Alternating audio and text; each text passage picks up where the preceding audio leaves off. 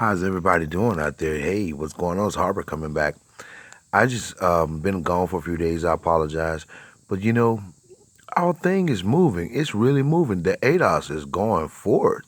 It's really going forth. I'm very proud of everybody and how we're sticking it up and sticking together on the data, anchoring ourselves in the data, and just coming forth and open the realization of what's actually happened to us in the history of it and how it's trying to be undermined is very, very, very darn interesting. Very interesting. And everybody's talking. I mean, I follow you guys. We all like people that think the same way. You got Afro Synergy, Yvette Cornell, especially Antonio Moore, Tariq Nasheed, Professor Black Truth, all these people at the grassroots. You got ADOS TV channel, guy in California. You got a lot of people out there. And I mean, we're just like agreeing to disagree and agreeing and to agree to disagree and to disagree to agree. I mean, we really talking. The conversation is open. And but what's interesting to me, and we do know that what's interesting to me is a lot of black folks who don't know what's going on and they're so innocent with it and it's dangerous that you don't know. And we're telling you, even some of my people, even I have to get my sons, I got sons, so I have to educate them. And we have an open conversation all through the 4th of July up until today. We've been talking open conversation and just really, because my sons are educated. They're educated young men. There's only one that's not, and he's getting ready to get his stuff on the road. And they understand. I don't teach them hate. They know, but they are aware. I even teach them the importance of the president right now and his agenda. Not to say that we are solely Republicans, but we do have the Republican mindset throughout pro-America. Simply because I understand what the importance is, and I want them to understand who they are, and so forth. And one thing that sticks out to me is that I'm noticing as I look into the situation is that a lot of people are shocked that the war on drugs, the insertion of drugs did not really work. It didn't totally execute. It did execute on, I mean, on a certain percentage, but we still here. So black people didn't die from crack being put into their communities. They didn't really go under. We still out here with scholars. We're still out here with educators. We're still out here, but we suffered a huge disadvantage, and we're talking about it. One of my sons got a chemistry degree. He has a psychology degree, and he's not even working. Now he got a job offer. The other one graduated from Full Sail University, and he's into film science. He's working a little bit, but he has to have a kidney transplant. And he worked for Channel 2 News in Atlanta. And, the other one is culinary arts. The other one is a nurse. Um, and he's doing some work in that predicament. And one of them is into ministry. Now, I tell you, I know that throughout, just us in particular, in the way we are in business, through the huge disadvantage, they don't have the opportunity. That they have a beautiful home they can come to and they have family and they have a certain type of wealth throughout what I give them and what we give them as a family, me and my unit. However, I know that the business camaraderie for them and the anchor of wealth and stuff does not favor them, and we have been denied this, and this is throughout our history.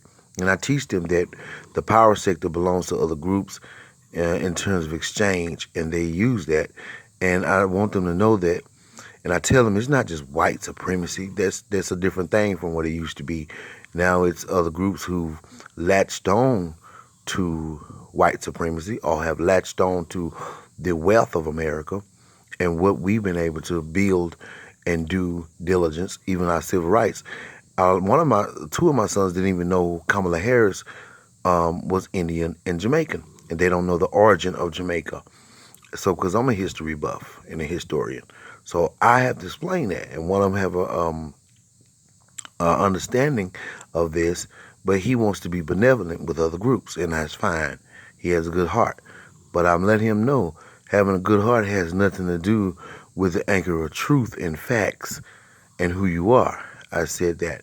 And you have to separate that. I mean, you can have a good heart to the point where, say, if somebody's starving to death and it's your child, and the other child is starving to death, and you feed that child, or the other child is not starving to death, but the other child wants food. You feed the other child, and let your child starve to death. I was explaining to him how important it is to separate the idea and understand what benevolence is. Be benevolent to yourself. You have to understand that we as a people need to care about ourselves. And first and foremost, that's how people respect you. And I was explaining to them about the African diaspora and showing them the history of what actually goes on and what happened to us. And I showing them some of the Africans and the immigrants what they say. And some of them are online. Not all of you, but there's a lot of them online, and they talking about they came from kings and queens. Well, the reason they did is because they were never separated from their culture and their history.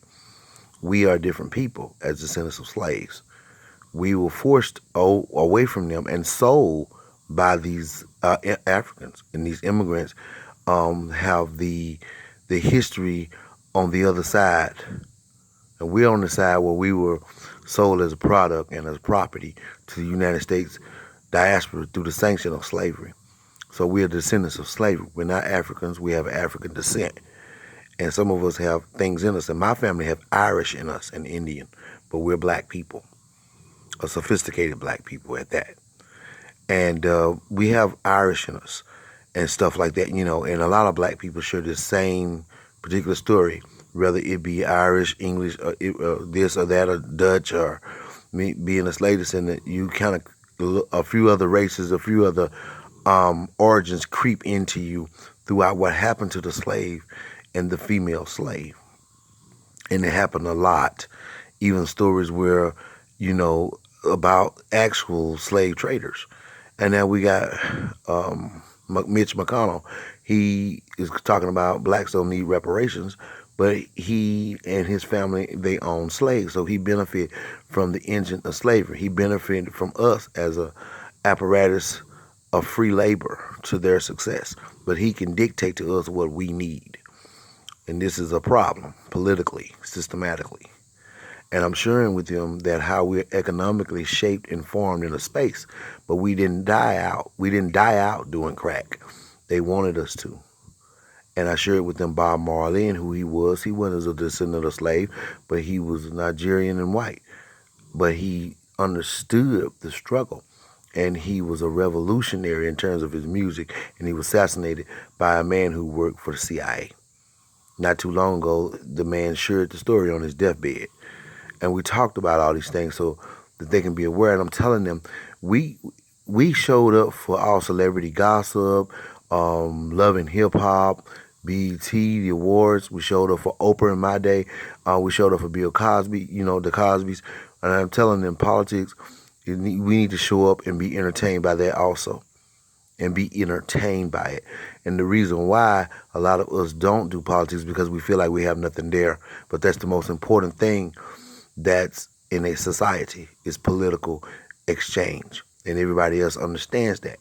Even other groups who've been considered important and remembered in terms of history throughout reparations and inheritances. And they have an anchor in something great and valuable that they can exchange to. And if you're a native Indian, you can cash a $1,200 check every 2 weeks. They don't understand the struggle of what black families have to do, even with college degrees, paying back tuitions because college is a wealth transfer that you can only afford to pay your tuition or either your rent. And there's no programs for you to really sign up to. Now, there's ways that we have to look into this and understand it. But reparations is not a wish in a fairy tale. It is something that is due to us. It is something that we deserve, and it's something that we need, and it's something that we are going to get. Because we're not playing, we're coming. We're talking about this in a very real way, in a very prestigious and sophisticated way. And I was explaining to them also ADOS, and I will explain to you. Again, everybody knows who follows my channel pretty much, I'm ADOS, an American descendant of slavery. That acronym is very powerful, and it's pushing people to open shame. Who all is opposed. Be careful. Try to be benevolent as you possibly can to the slave descendant in America.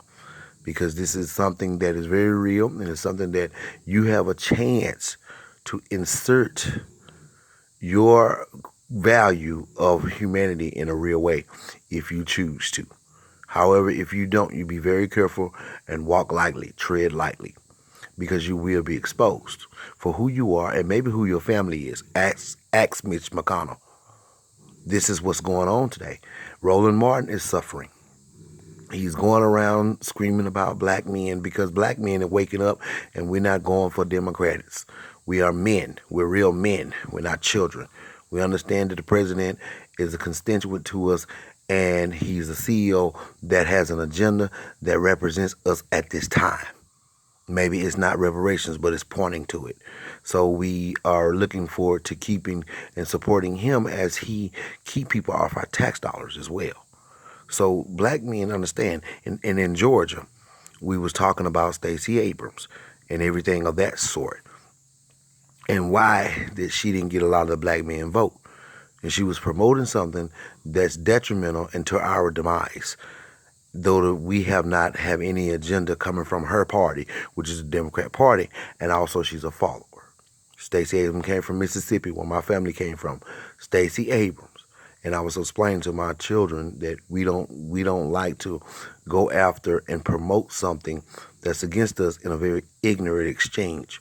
It's okay to have knowledge. It's okay to understand protocol, procedure, and politics. This is what you're supposed to do.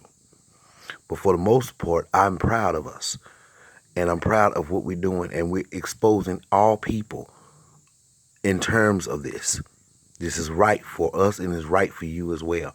No group no group should have to eat a total disadvantage in this form in terms of their hard work and their history of real due diligence and suffering.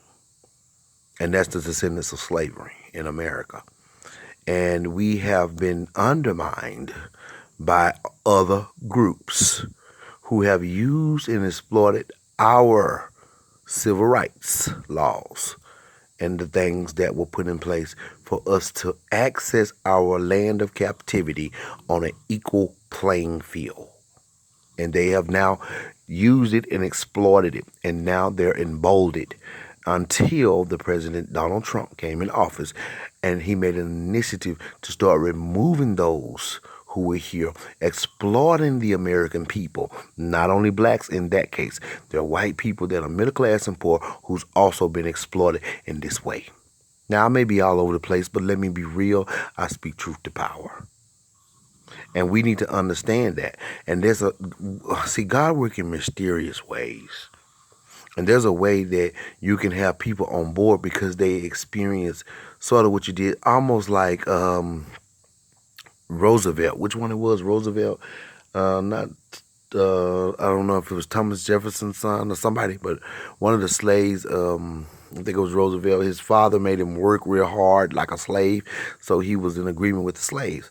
So this is the way it is when you have agenda and people can look at you and y'all can come to agreement. So I feel like I'm saying the natives to this country, which, we suffer as a middle class or whoever the natives, we all have the same agenda in terms of saving our monies, or reserving it and keeping our country from being exploited.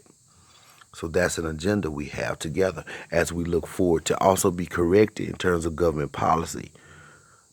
The slave descendants are very important people who have been exploited, and we continue on, and we are not being receptive to this exploitation in an economic exchange right now.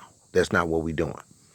We understand that we are a people who are deserving to be respected economically, socially, prestigious, in a very prestigious way. And my understanding is that a lot of people have tried to pound on the slave descendant throughout what they know have already happened, and the fact that we have not been able to access the wealth of the first world nation. and that's our home. That's our native home, the United States. So we go forth, and I'm gonna let you know, this is not a game. We looking forward. Our prestige is something. It's got a real to it. You're gonna have to really keep up in order to continue to oppose this. We not tired. We was looking forward to all of this pushback, and it's not as much pushback as a lot of us thought, because the politicians are regurgitating our talking points and trying to take over the conversation to kind of undermine us in terms of what we need and who we are. Kamala Harris is not a descendant of slaves. She's not even what she's portraying herself to be. She's a traitor. And she's somebody who was brought to this country, and her family accessed this country through the identity of being black to better themselves. And she does not have our same plight. Neither did Barack Obama. He married into a ADOS family. Okay? So there's people who look like us who are also, and they're being exploited as well, because their integrity is being exploited. As long as you go against the slave descendants, we'll let you do whatever, is what they're saying to these people. Roland Martin running around denouncing black people. Now he's proving his point. He's proving to us, as a person who was allowed to come to this country as a black immigrant, his plight. And as a Democrat, who's something that said they were loyal to a people that are a group of slave descendants, mostly voted Democrat. At some point they got on the Democrat side, and these people, it's disgusting to keep saying that, because the word Democrat just makes me sick. These people are deplorables, and they are becoming communists. And we stand and we stand firm. And ADOS, we stand and we stand firm. And we're talking and we keep going. And it ain't no game. We're coming. This train is moving. And it's constantly saying, all aboard. This is not a game that we at a huge disadvantage, and we don't stand for that. And we need to be remembered and anchored properly in the history of our country politically, so that we can sustain our lives and take care of our children, our elderly mothers and fathers. We deserve it. You don't treat somebody like a slave and then take and use them as an apparatus of an engine of wealth, and turn around and free them and say, go find your way, while you sit on a hog on the hill and enjoy all the fruits of the labor of someone else's blood sacrifice, and say you don't know what it is, or you opposed to it, but you live from it and you experience the wealth of it, of somebody else's demise, wrongfully, with heinous exchange. That's evil. And a lot of you are holding that bag right now. And I say to you, put it down. Rightfully stand firm in the government as it should. If you don't, you will be exposed. Trust and believe you will. We are not just talking. This is very methodical what we're doing. Thank you for joining me. This is Harper. Cut the check.